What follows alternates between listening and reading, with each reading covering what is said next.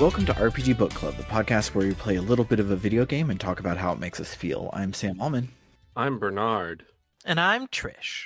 And today we'll be playing the second part of Paper Mario, covering chapters 2 and 3. Right? Yep, 2 and 3, that's correct. Yeah, because I it's felt wrong, but it's prologue in 1 and then 2 and 3. So, yeah. But before we get to all of that, how is everybody's week? Right before we started recording, I played a whole bunch of Final Fantasy VII Remake because I'm replaying it before Rebirth comes out. And wow, Chapter 17 has a bit of a pace kill with that big ol' two-party dungeon that doesn't really serve any purpose. What part of the game was that? That's where you're in the drum and the boys and the girls are separated and you have to keep switching between them and do a bunch of hard fights. And the fights are fun, but the game is really starting to come to a climax and then you just have to do that for a really long time. Oof, completely breaks the pacing then. Yes. Yeah.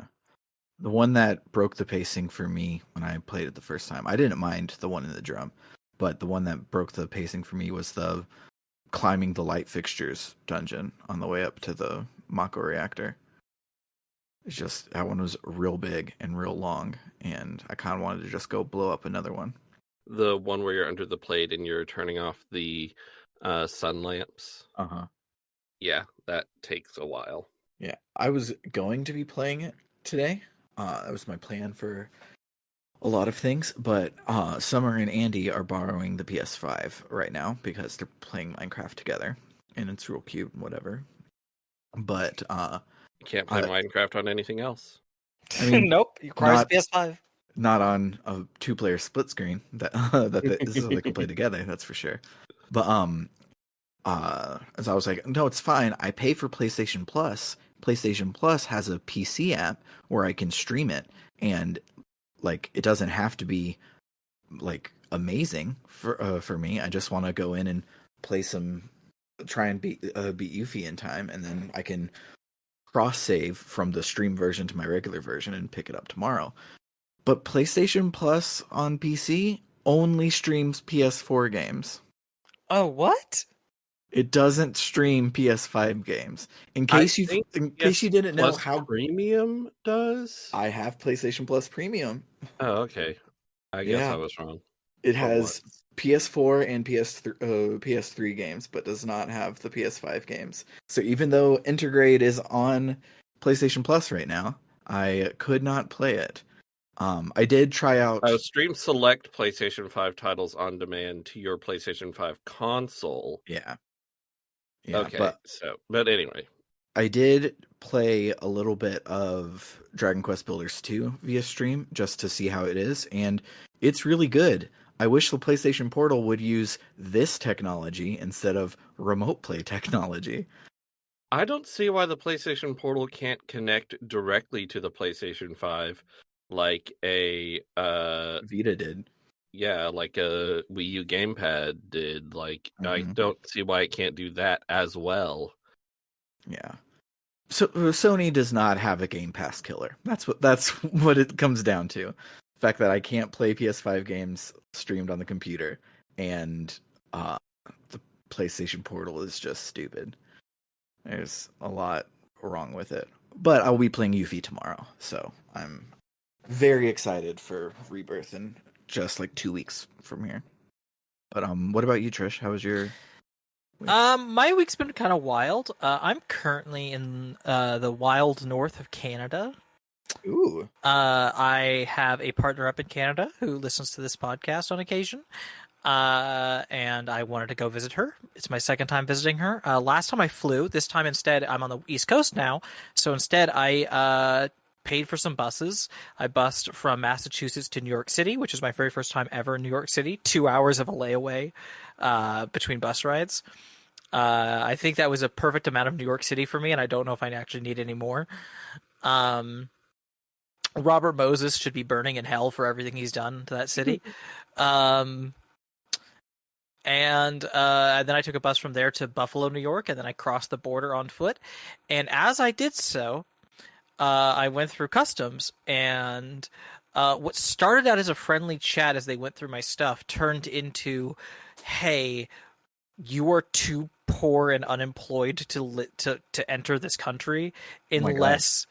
They only let me in because I told them that my girlfriend was nearby, and a Canadian citizen, and so she had to come by and pick me up, go to the customs agent, go to immigration, and basically sign a form saying that she is legally in charge of me while I am here, and that if I can't work at any way while I'm here, I can't employ myself in Canada. Good thing I don't pay you. And we have made some jokes about that. And we also, I have a date, which is 5 days out from when I said I was leaving. They're like, okay, we're giving you some wiggle room because it's still winter and it could snow or whatever. But we're giving you some wiggle room. But otherwise, you need to leave before the month is out. You have this date. You need to leave the country, and you need to go into an immigration office and turn this in when you leave to prove you did it. And it was just like, I was having like such a great time, like going over the bridge in the Niagara Falls region. I think it's called the Peace Bridge to get to Canada. So lovely, great walk. Apparently, though, walking into the country was the most suspicious way I could have entered. Um, and they just didn't want to have me there, and that entire experience almost drove me to tears. Oh It my was god. it was just so terrible. But being in Canada has been really nice. I'm getting to spend a lot of time with my Canadian girlfriend. She's adorable, and I love her, and she's extremely funny. Um, and earlier today, she took me to the card shop she really likes, and we played like a little improv tournament thing with the store owner. Specifically, the thing she's been getting into me lately is the One Piece TCG, because the One Piece card game is really fucking good. Good. Uh, Not the sort of thing we cover on this podcast, but just gonna say the One Piece TCG is really well designed. As someone who's played quite a few different card games, um, I think they have some really innovative and fascinating ways to. It's well designed. It's very well Mhm. designed, both in just the rules and also like what cards do and don't do. Mhm.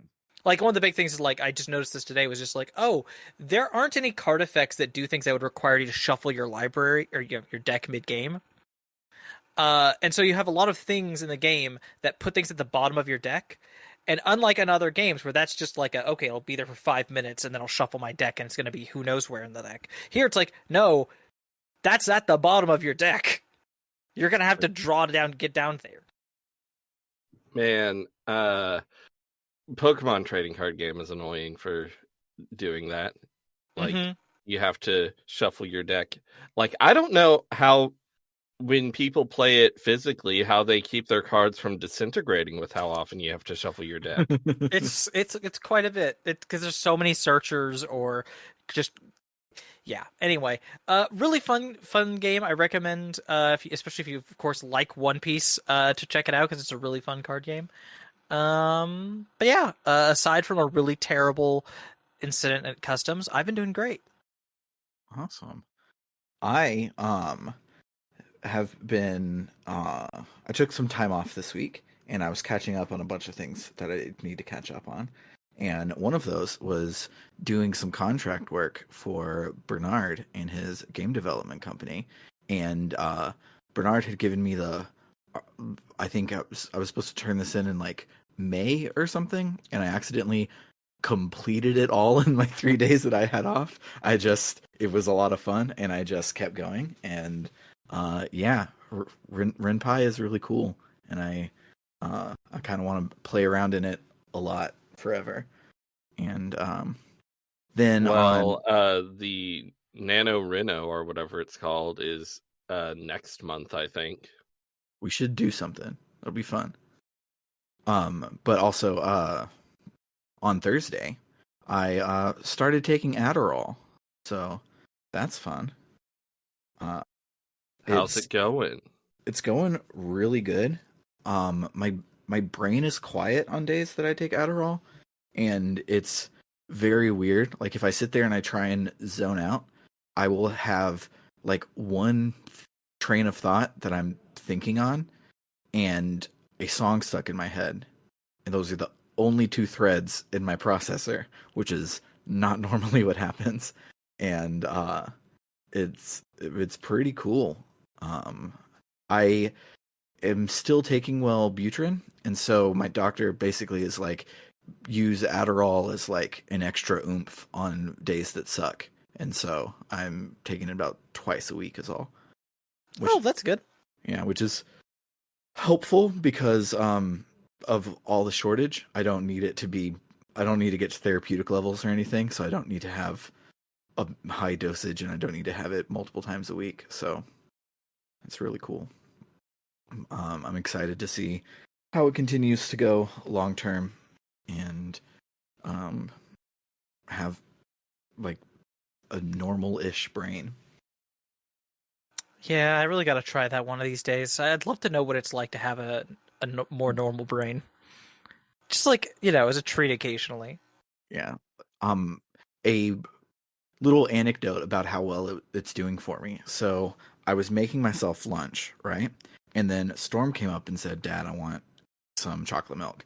So I was like, okay, cool. And so I'm making him chocolate milk. And then Scarlett comes up and says, I also want some chocolate milk. I'm like, awesome, cool. I'll get that for you. And then Storm asked for something else. I forget what it is now. And so I got Storm's something else, Scarlett's milk, Storm's milk, and then remembered the food that I was making on the counter. And I finished making it, and I got it, and I took it back, and I ate it at work. And Holy crap. That never happens. I'm truly not, this is not an exaggeration. I'm amazed that you could do that. That was like 4 derailments deep, and being able to unwind all of them and remember my food is definitely not something that usually happens.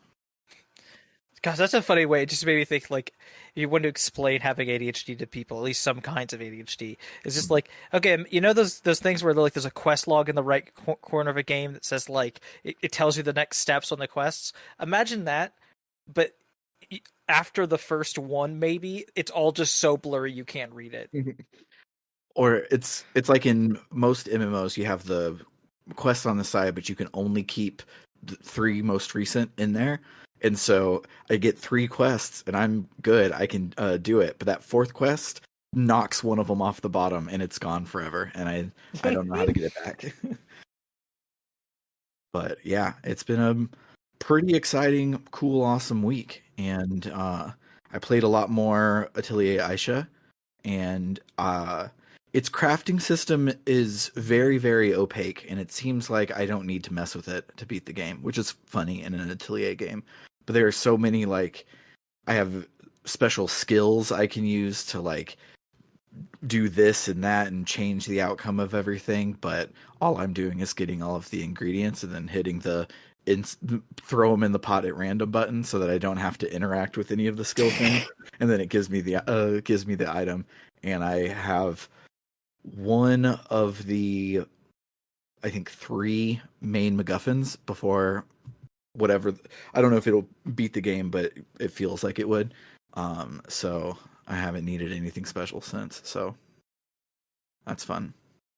I really, really, really am into like cozy number go up games lately. And they just have latched onto my brain and won't let go. Which makes it really great that right now I am writing a JRPG canon about both Atelier Marie and also Reciteer. I'm sure I will come out the other side of this eventually.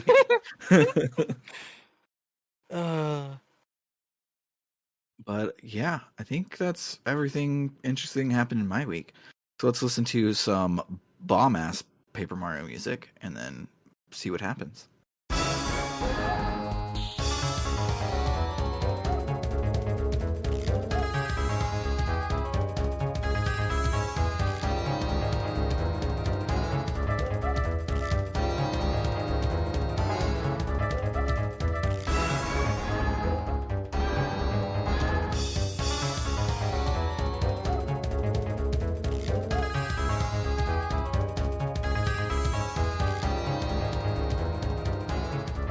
With the first Star Spirit rescued, it's time to head back to Toad Town.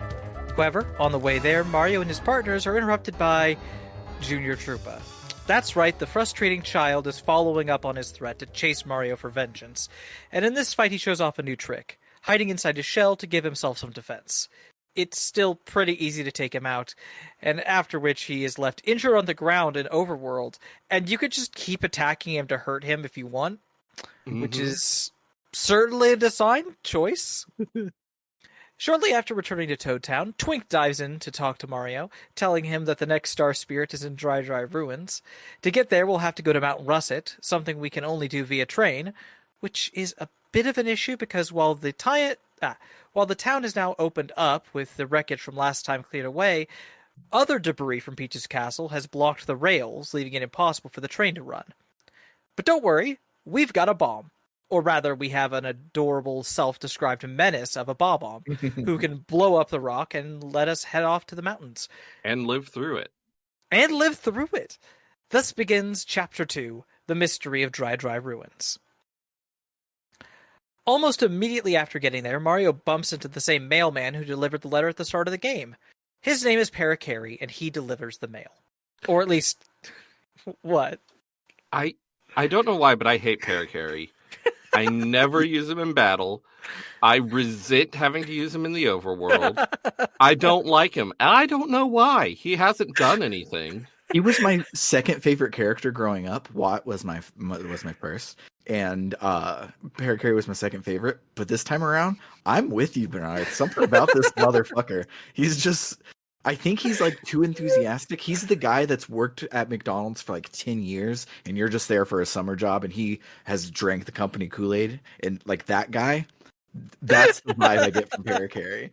He is way too into being a mailman. I don't like it. I quite like his combat usefulness in there, in this part of the game. He's very he's very useful, but yeah, he is a lot, and he does absolutely have the vibe of this dude has been drinking company Kool-Aid and has lost his soul. Yeah, I use him a lot in battle because he's a very reliable 6 damage on a boss for not a lot of flower power. So yeah, he's useful, but won't be for long. Yes. Also, just like playing the randomizer, he's one of the most useful partners to get in the sense that in terms of trying to get checks in a randomizer, the letters that you can only deliver if he is in your party are a huge source of getting things. Mm-hmm. Anyway, he should be delivering the mail right now, but he's lost 3 different letters on the mountain and feels terrible about it. Scouring the surrounding countryside, you can grab these 3 letters to hand them over, at which point Paracary admits that he actually dropped a lot more letters than just 3, all over the Mushroom Kingdom, and he needs help finding and delivering them.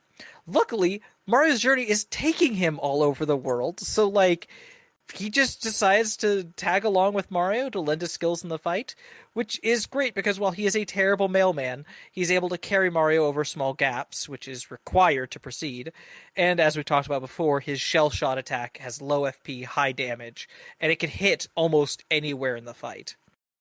Less restrictive than some other useful partner moves. With Paracary's help, we can move past the mountains to get to the desert, but not before we run into a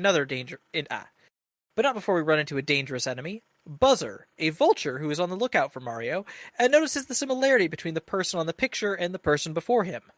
However, he's not completely sure, so he asks Mario to identify himself.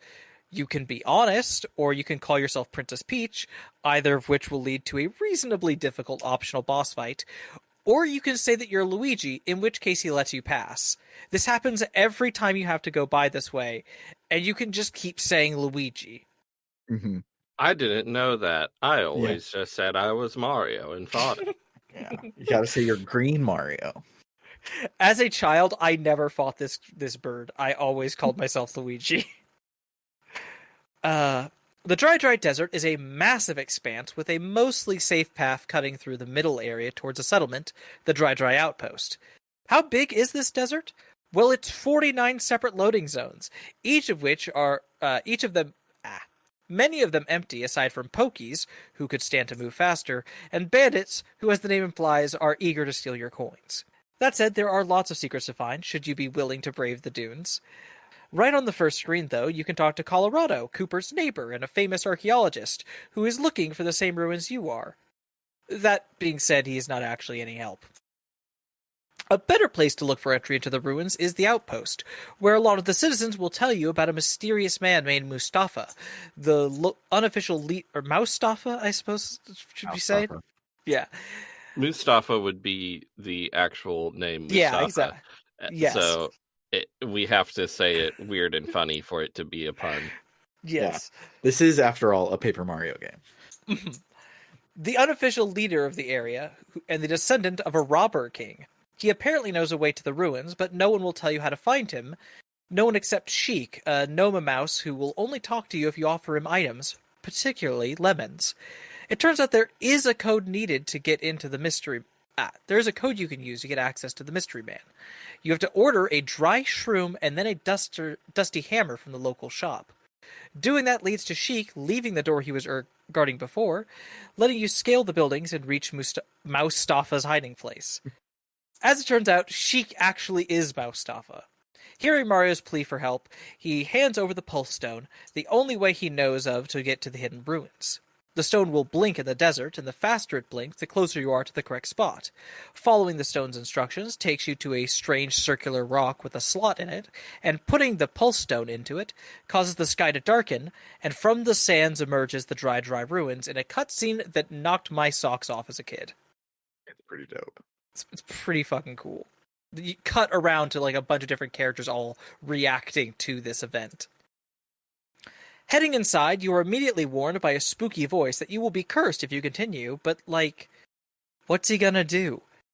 Make it so Mario can turn into a paper airplane or something? That'd be silly. Curses are ridiculous.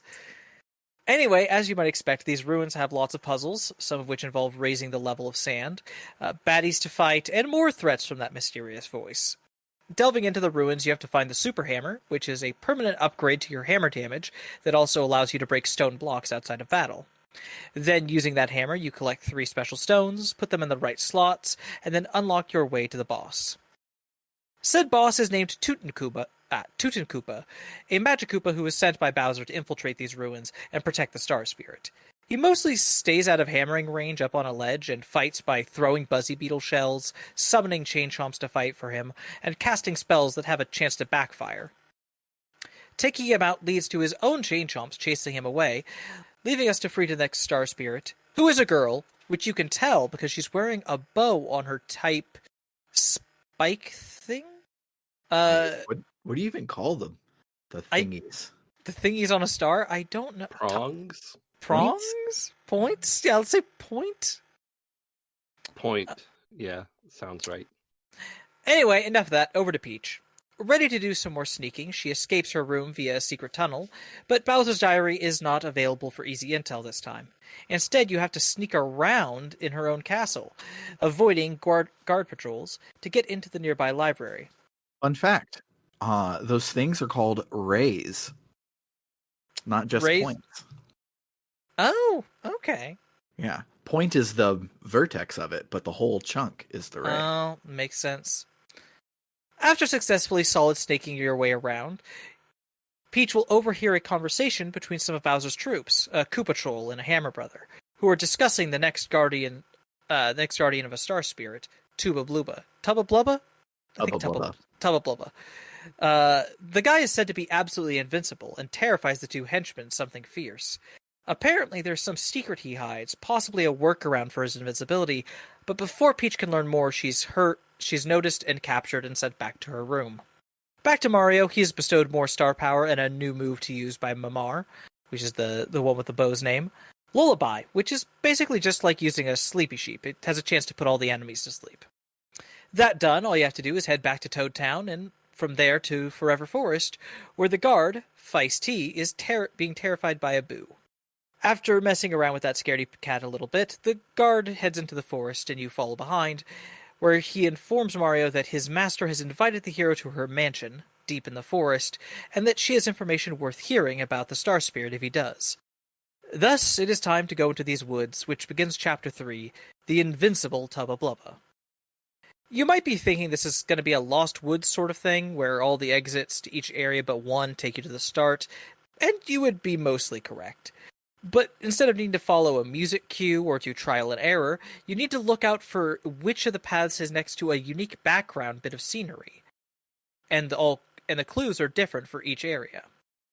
The forest also hides a bubble, which who have magical seeds that you're going to need for a later chapter, and a few badges that I didn't know were here until last year when I started doing randomizers for this game. I didn't know they were here either. Yeah, there's one HP plus badge and one FP plus badge. I didn't find them because you only find them by going not the way towards the mansion, but another scenery clue that takes you down a side path. Wild. Anyway, getting through the forest gets you to a massive mansion, but it's not as easy as just strolling in to talk to the person in charge. There are no fights to be found in this area. Instead, the whole building is more like a puzzle room. You have to do a memory game with some booze to get a record, which you then use to get a weight out of a chest, and then use the weight on the chandelier to pull it down and open a secret passage. And then you do a game of who has the thing with some booze to get super boots. Like the super hammer, but for boots. And they let you do a spin jump outside of battle, which opens up some ways to get around the mansion further, and also reveals hidden panels you can find all throughout the game, which hide star pieces. So, the thing they call a spin jump here, what did y'all as a kid call ground pound? Ground pound. Okay, we're all in agreement. Ground pound. People call them like hip drops or butt stomps. Whenever I hear hip, I think hip drop is the terminology used in at least some of the N64 Paper Mario games. Mm-hmm. But I think by the GameCube area, they started calling them ground pounds. Okay, yeah. I think I've always called it a ground pound. It rhymes, so it's best. Mm-hmm. I have no memory of what I called it as a child, but it's definitely what I call it now. I call it the Beak Buster. Oh, the Beak Buster, of course. Actually, that's not true. The Beak Buster is a mid-air attack. It's not the... It's not? I don't... I googled it to check if I was right. Oh my god, are you serious? That's so... Yeah, that doesn't... This random clip from the Banjo-Kazooie guide on IGN. It says, talk to bottles to learn the Beak Buster, a move that lets you ground pound by pressing Z while in midair. That's what... Okay, for some reason I thought the Beak Buster was the one you used in the midair. Never mind. No, that's the Rat-a-tat Rap. Oh, the Rat-a-tat Rap. I see. God, I love the names of the moves in that game. Anyway. The ground pound, also known as the hip drop, body slam, pound the ground attack, bounce, butt bash, jump smash, smash attack, and butt stomp, formatted as ground dash pound in Super Mario 64 DS, Super Mario Galaxy, and Super Mario Galaxy 2. Also formatted as ground space pound, lowercase, and also known as the spin jump. There are lots. This is from the Super Mario Wiki. There's lots of names for this, apparently. Yeah. Anyway, using those boots, you can get the subject of a portrait, however that works, and then return him to his painting, where he will then let you painting teleport up to the 3rd floor, where you can meet the master. And oh, what a figure she is. Lady Bo is her name, and she has an ego approximately proportional to just how amazing she is, which is to say, enormous. Very much the noblewoman who will do the kind of laugh archetype, but with a twist of also being ready to drop that facade and just scare the crap out of someone if she feels the need. So why has she brought Mario here? Well, the reason's quite simple. The star spirit Tubba Blubba was guarding actually managed to escape, but he was weak and got lost in the forest, where the Boos kidnapped him. Now they're holding him captive, a hostage for Mario's good behavior, and they make their offer quite plain. Mario can have the star, but only if he takes out Tubba Blubba, who's been eating Boos and terrorizing them, which isn't good because they're the ones who are supposed to be doing the terrorizing. This is blatant copyright infringement, and Lady Bo will not stand for it. So I love that this chapter turns it on its head and it's like, oh, you're not actually going and fighting Bowser's minion and freeing the star spirit like in every other chapter. You're going here to fight Bowser's minion so that someone else can free the star spirit and give it to you. It twists it, but also doesn't twist it at all. And yeah, like on a mechanical level, it's basically the same, but there is a definite difference in like the feeling of it because like, Oh, he doesn't even have it. We're just gonna go kick his ass anyway. Yeah. So that ghosts don't double ghost die. Exactly. This whole situation has Bo so incensed that she's made it clear she's going to join Mario in this endeavor, no matter how much her bootler does not like the idea. Outside of battle, she can turn Mario invisible to avoid enemies, and in battle, she can attack with slaps, which only do 1 damage each, but have the potential to wreak havoc on enemies who don't have any defense. And you can get a perfect 100% gets you 5. I think it starts with 4, but there's a upgrade in the next dungeon, and of course I gave it to Bo. And then you get 5, and a very reliable 5 damage for free is even better than 6 damage for 2. So Barry is dead, and long live Lady Bo. Long live Lady Bo, indeed. May she reign dead. forever. Yeah, but she's dead in it's like a the king is dead, long live the king situation, except she's also undead. Is that what that means? The king is a ghost. Yes.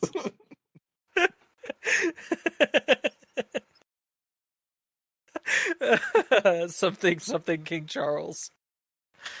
Who? New member of party in tow. Did y'all see that clip of some expert on the royal family saying that Yes. King Charles is a fan of natural remedies and potions? I did. That's amazing. Anyway, new party member in tow, Mario heads out to the east into Gusty Gulch. The place is full of hyper enemies who are bright green and will sometimes charge up rather than attack, making their next attack absolutely devastating. 8 damage. 8 damage, which You probably have 15 HP at this point. Yeah, it's pretty devastating, especially when you get to a fight where there's 3 or 4 of them and they all charge, and you're like, oh no! Yeah, but you have Bo. But you have Bo, which is really good game design.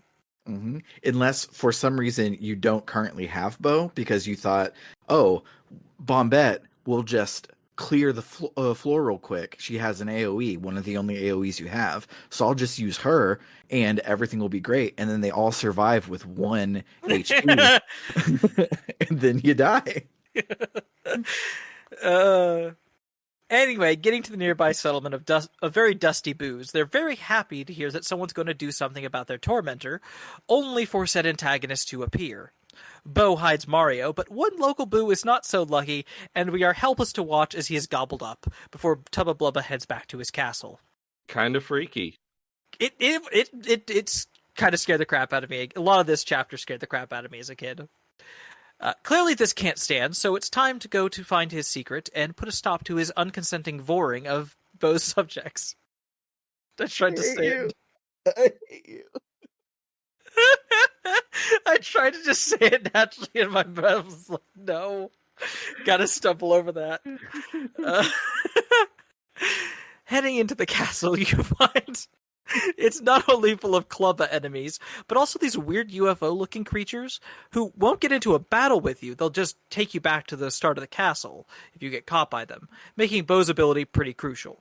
You know, they're like wall masters? God, I'm a Zelda fan. Why can't I remember what they're called? Is it wall masters? Some of them have been called floor masters. Some of them have been called wall masters. They're both. Okay, those guys. Valid. The big hands. I think they're called wall masters often, and it's weird because you think of them as descending from the ceiling, which I guess is a type of wall. Yeah.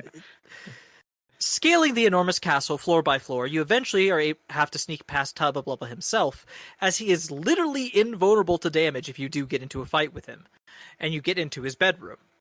After you hide behind his bed, he comes in and falls asleep, leaving you free to rifle through his things. Things like, well, I don't know, the treasure chest that's right next to his bed? Inside of it is a talking key who will be like, wait a second, are you here to take me to the windmill outside of Gusty Gulch so you can find the secret to Tubba Blubba's invincibility that's hidden there? And you're like, yeah. And he's like, okay. And then he wakes up Tubba Blubba. This starts a terrifying chase scene as he starts following you through the way out of the castle, destroying it behind him in the process. When you get to the front door, he's only stopped from catching you because a bunch of boos from Gusty Gulch have come to help, which they do by holding the door shut while you escape. Taking the key exactly where he told you to, you find that there is a well inside the windmill, and at the end of its tunnel is a living heart, Tubba Blubba's heart. It turns out that the way Bowser made this guy invincible was tearing out his heart and having it control his body remotely. And, well, you can't be allowed to live with that sort of knowledge, so the heart fights you. And, for an organ, he is no pushover. With by far the most health we have seen from a boss so far, a very high amount of damage on his regular attack, and a charge-up move that does 12 damage, this heart attack is a real killer. I'm glad you appreciate my dumb pun. Luckily, you don't actually have to beat him completely. You just have to get his health low enough, and he'll end the battle by running away. Chasing after him, you find Tubba Blubba has finally started to catch up, and since the secret is out and the heart is almost dead, the two reunite to trash you, which, like... I just noticed, because I'm following along with the Let's Play, Tubba Blubba's chest has a hole in it that's patched close. Yeah, it's a great little bit of visual design for that later reveal. I love it. So good. But yeah, like, okay, he was invincible without the heart, and with the heart, it turns out he has 10 HP. You can defeat this bozo in one round. You think, like, the heart would keep running and Tubba Blubba would attack. Yeah, right? Nope. Taking him out causes him to just, like, give up and reveal that he actually hated being a bad guy and he was just tired of being picked on, and took Bowser's offer to get a chance to get back at everyone who had hurt him. Because, yeah, as it turns out, the Boos looked at this huge coward of a man and just have been scaring the crap out of him for years, and Lady Bo refuses to apologize for it because she's, in her opinion, that's just what Boos do. Anyway, with him defeated, he releases all the ghosts he ate. Apparently, ghosts do not get digested. And Bo holds up her end of the bargain, letting the star spirit she captured free. Oh, and she's going to stay on your team because she said so. This spirit, Skolar, gives you the most useful ability so far, Starstorm, which hits all enemies for 7 damage. Oh, and before he heads off to Starhaven, he also gives one last little bit of info. He can sense that the longer Bowser holds onto the Star Rod, the more powerful it is making him, though he isn't sure if King Koopa has realized that just yet. Cutting to Peach's castle once more, she sneaks out again, only to immediately run into Bowser and Cammy mid-conversation. They're talking about how unbelievable it is that the guy they literally made invincible was defeated, and that Mario is probably going to head to Shy Guy's Toy Box next. Rather than just wait and see if their next general is going to be taken out or not, Bowser wants to try something proactive. But he isn't sure what they can throw in Mario's path that would be a big problem for him. Then they notice Peach is there and decide to ask her, and you get 3 sets of questions, each of which have 3 different possible answers for what Mario's biggest fear is: a powerful enemy, a weak enemy, or a helpful item. Obviously, the good-hearted princess would never lie, and so I chose the hardest option on all of them. Anyway, after providing that intel, she is sent back to her room, and that's the end of the chapter. Next week, we're going to have rampant adorable Shy Guys, a literal baby of a partner, a MILF partner, and a volcano adventure. Hell yeah.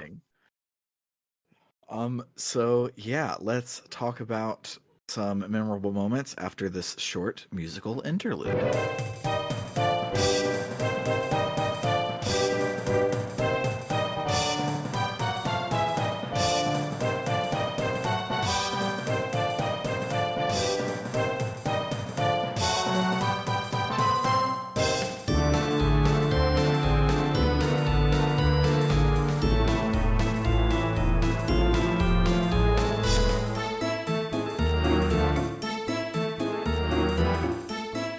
So, Tubba Blubba's escape being terrifying, I wouldn't know, because me and Bernard talked about last week how the spin move is fast but annoying and kind of hard to use.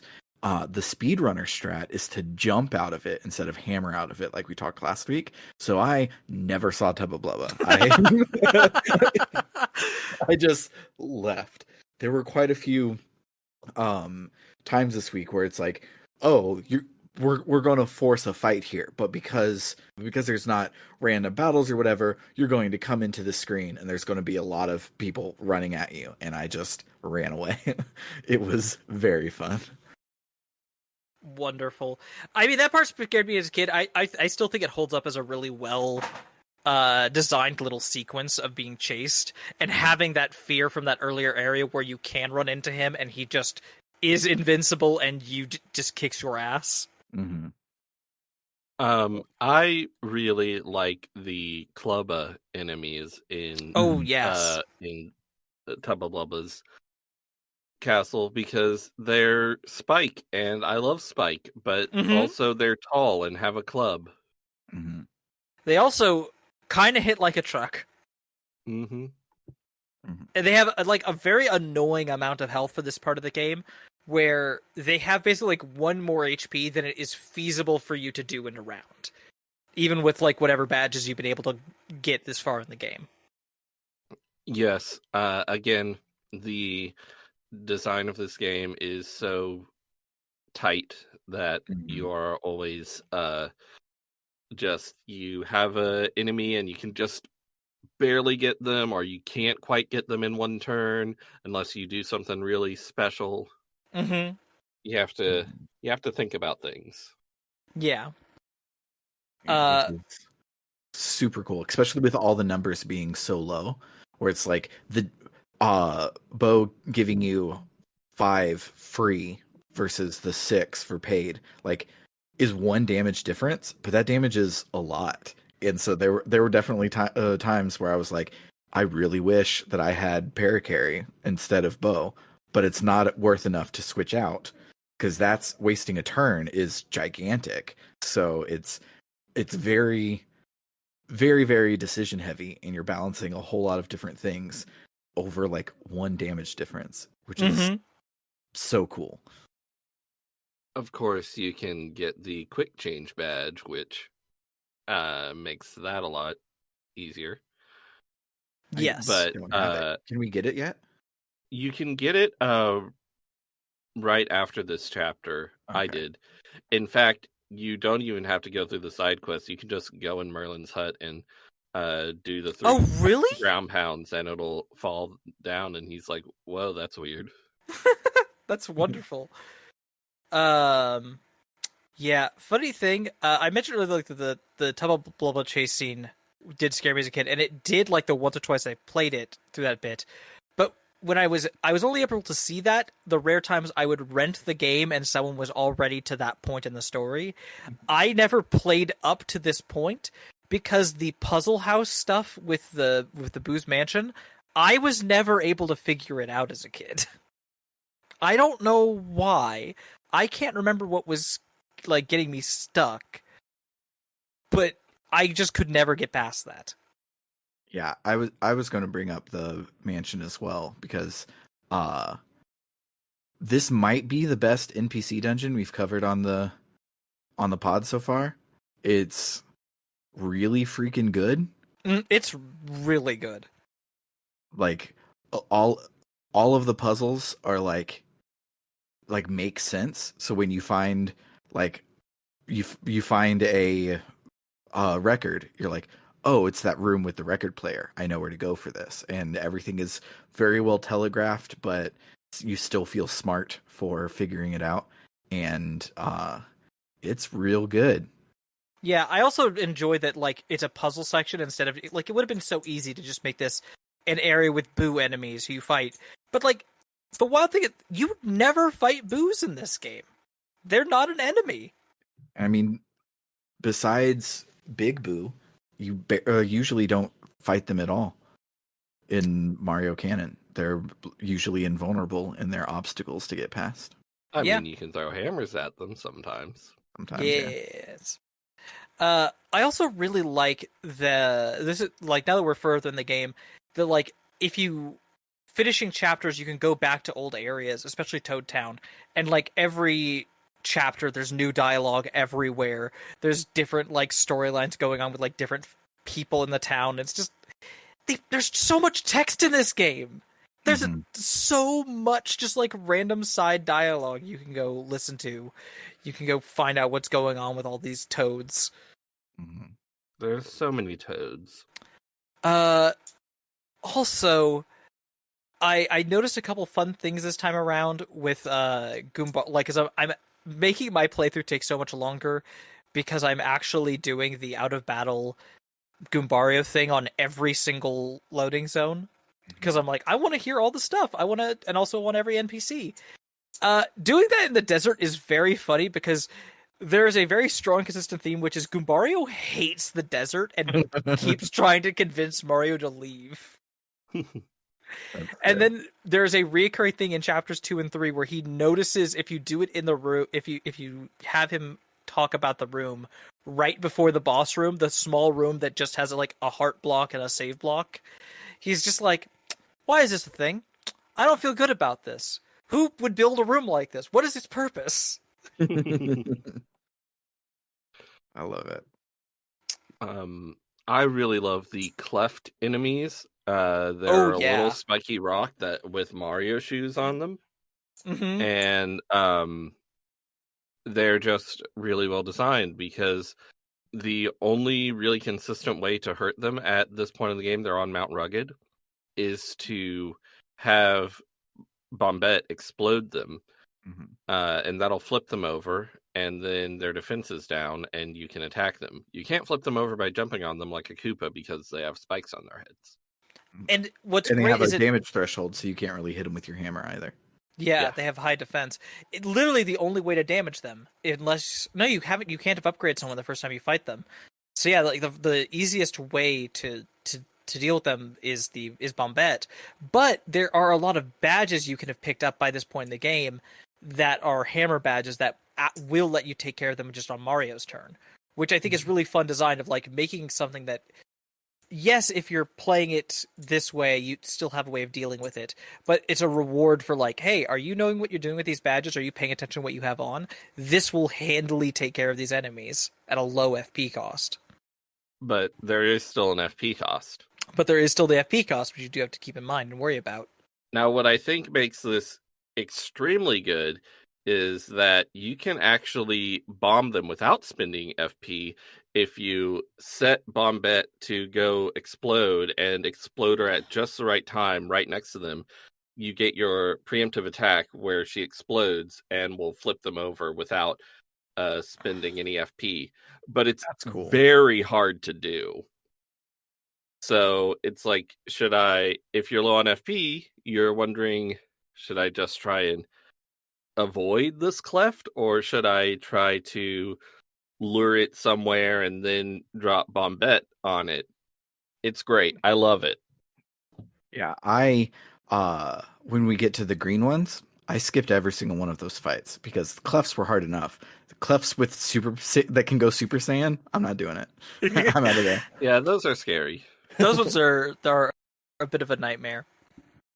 Also, there's just a bunch of fun things in this game, like little side things that some of which are, I think it's hard to play the game and not notice, but some of them are very well hidden. For example, we never talked about Chuck Quizmo. I love Chuck Quizmo. Chuck Quizmo is a little worm dude in a hat who's purple and orange, and he shows up randomly in town. He has a percentage chance to appear every time you enter a loading zone of a town. And if you talk to him, he does a little quiz show with he has like a Vanna White toad who's his assistant. And you could do a little quiz show and you get a star piece if you get the question right. And it's just such a fun, silly little thing. I adore it. Some of his questions are actually quite hard. We also alluded a little bit to, I think last week, there is Koopa Koot as another whole side questy thing of like, hey, do you want an old man who's going to ask you to do a bunch of boring shit for 1 coin? I love Koopa Koot. I love him. Koopa Koot feels like, especially with some of his favors, it feels like the developers were specifically trying to make this as tedious and annoying as possible. Oh, and yes. I love that. Good for them. Please do. Please make me go back and forth between the same couple of areas multiple times. Something that is a lot easier because after chapter 2, where we get the hammer, if you go into the optional sewer area, which is a completely, I can't remember if actually completely, but mostly at least optional dungeon that you It's can use. not completely optional. You have to go there to get to Ice Town. That's actually not part of the. That's not a part of the sewers. That's technically it's corded off. Like you can get there a different way. Oh, okay, never mind. But you can beat some blooper bosses in there to get access to warp pipes that can take you to previously visited cities. And that way you can very easily go back and forth for the Koopa stuff. I say very easily, it's still really annoying. Yes.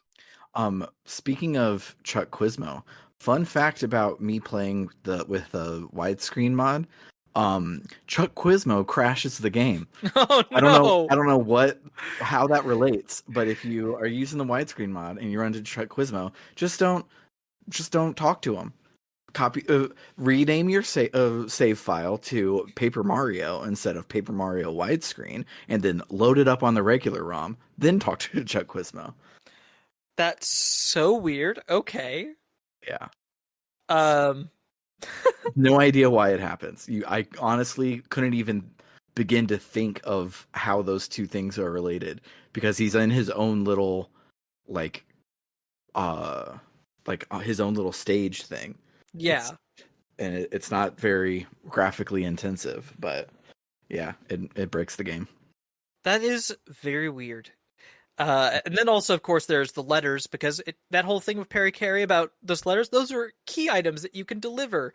And some of them aren't just an immediate, oh, cool, here's a little bit of dialogue and here's a star piece. Some of them are entire chains of letter to letter to letter to letter to letter, which sometimes is a good reward. And for the last of the more obvious things that most people find, there's a lovely little character on Mount Russet named Wacka. He's a little, like, Diglett-like little mole man, and he's real sweet, and you can bash him with your hammer, and you're incentivized to bash him with your hammer, because when you do so, he drops a Wacka bump, which is literally the bump on his head, which then fell off, and eating it gives you 25 HP and 25 FP, which it makes more than you have. It's more than you have. It is so good. And you could just keep coming back and forth up to a certain point, I believe, and bashing him for more and more of these things. Mm-hmm. Poor Wacka. I feel so bad. I looked up, I was trying to find out if there's anything that happens if you don't attack him, or if anything that gets locked off for attacking Wacka.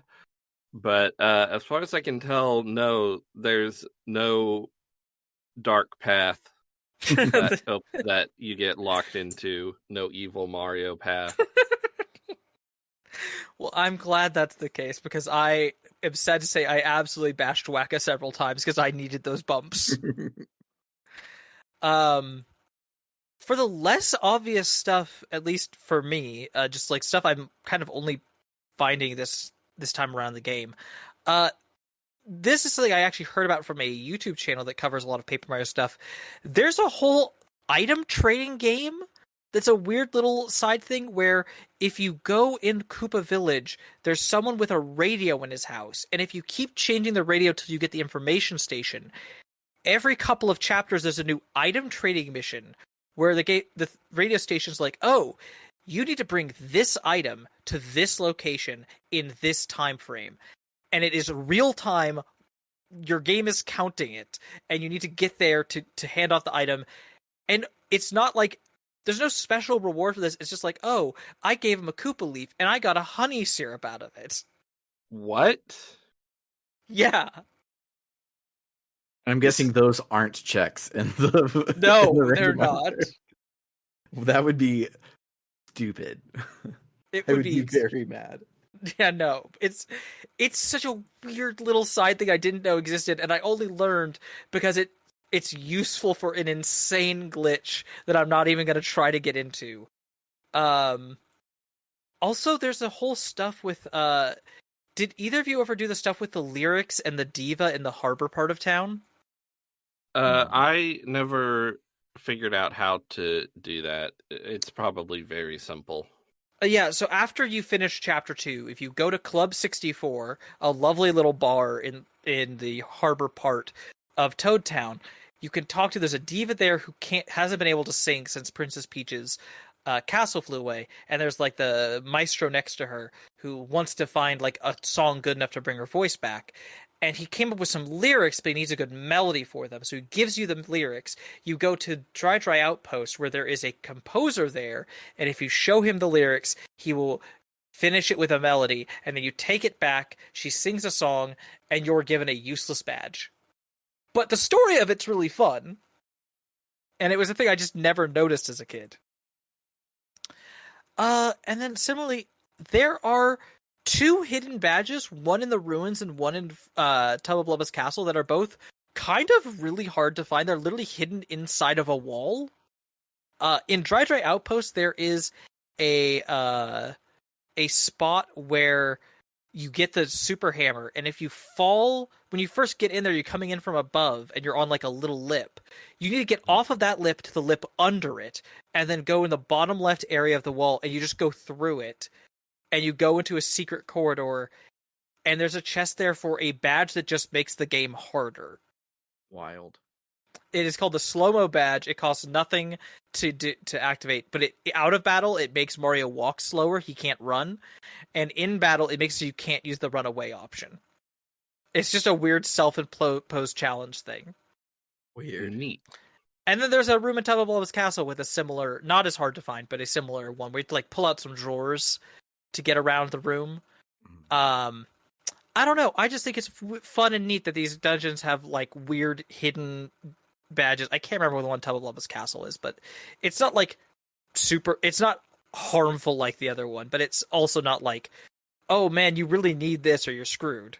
Yeah, this game, again, like when we had our first Halloween special episode and we were playing Undertale, we mused, what would a game like this look like if it had a AAA budget? And we keep playing games that are the answer to that. And Paper Mario is a very, very like Undertale level dense game that had a AAA budget behind it, and Yep. it rules. So it's so good. I'm amazed at all of the things that you can do in this game. I love how simple and straightforward and low stakes the game is, while at the same time being very mechanically engaging and dense, and there's lots to do. And if this was the only game you had as a kid, it would be a very good game to have. Yeah. And like, I think it was, I can't remember if it was Bernard or Sam, one of you brought up during the recap. I think it was Sam. This is like the point in the game from chapter 2 to 3, that the formula is changing. It hit you with a repetition in 2 chapters in a row of very similar sort of plots. And now it's like, okay, we're going to take a little swerve on this one. And the next couple chapters will do the same thing. They're going to keep playing with your expectations a bit. I really love that. Yeah, anything else before we wrap this bad boy up? I'm good. Yeah, I can't think of anything. All right, so that'll do it for this week. If you like what you heard, you can head on over to www.rpgbook.club, where any and all donations help us cover the cost of running the show and making it better and better. If you set up a recurring monthly donation, you also get some additional benefits. If you donate $1 more a month, you get access to our bonus feed, where this week we took another week off of Tales of Destiny. We're so close to the end, but it sucks real bad, and we don't want to play it. So this week we're putting up a JRPG Canon episode covering Beggar Prince for the Mega Drive, and Frosthair, which you all probably know from when I say his name every week. He joined me for that episode, and it's a fun time. That game is very weird. So, minor spoilers for the JRPG Canon cast. The battle system is nuts. On your turn, you can do X amount of things that have like a action points meter type thing, and you have to you can like attack 9 times or like do one spell and attack like 4 times, etc., etc. The enemies also have that, but they share one. So either one enemy or 6 enemies, all of them, you will get hit 9 times every round. So like clearing out enemies doesn't necessarily make the fight any easier. It's very weird and cool, and That's very weird. yeah, I definitely recommend checking this game out. It starts with an NPC dungeon that's one of the worst ones that I've ever played, but use a guide and you'll be fine. And I I really really enjoyed it, and it was a lot of fun talking about it with Frosthair. Uh, you will also get access to our polls to decide what game we play next. But if that's the reason you want to support us, you can hold off for like probably 2 to 3 months because we're in the middle of our end of season extravaganza, and so the next 3 games are all chosen for us. But if you donate $5 or more a month, we will also shout out your name at the end of every episode, just like this. Shoutouts to Cerebral Wind, It's Claire Time, Frosthair, Dragon Slayer 19, Floris, Kaldron, Freddy Rodriguez, AA Ron 524, and JFro Prime. And then finally, if you love us so much that you want to donate $20 or more a month, you can also get me to say a sentence of your choosing, either to plug something or just to make me say something you want me to say. So shoutouts to El Tantavi, who wants you to check out critical-distance.com, an aggregator for games criticism and journalism. Shoutouts to Vimk, who wants you to know that in Legend of Legaia, there is an item that you can get that deals damage equal to 5% of all of the gold that you've spent in the game, and you can exploit that to buy a lot of stuff, sell a lot of stuff very early on to like wipe out bosses with 99999 health like instantly. And it's a fun way you can break the game if the game's been too hard for you, since I know that all of you have been listening for the past 6-7 months when Vimk has told you to play Legend of Legaia every single episode. But also shout outs to Carr, who is a dentist, so he isn't plugging a website but rather your own mouth, and he says to brush your teeth twice a day, most importantly the time right before you go to bed. For RPG Book Club, I have been Sam Allman. I'm Bernard, and I just put in the host chat a unused sprite of Tootin Koopa, who apparently has turf bangs. And I'm Trish. Toodaloo, folks. Bye.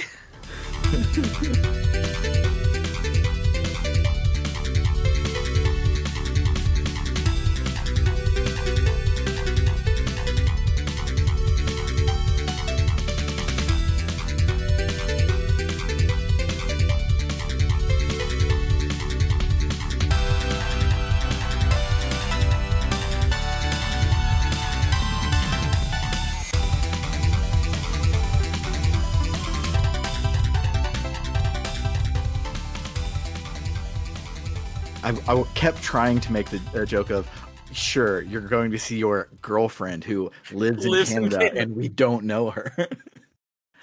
You do. She's been in the audience before.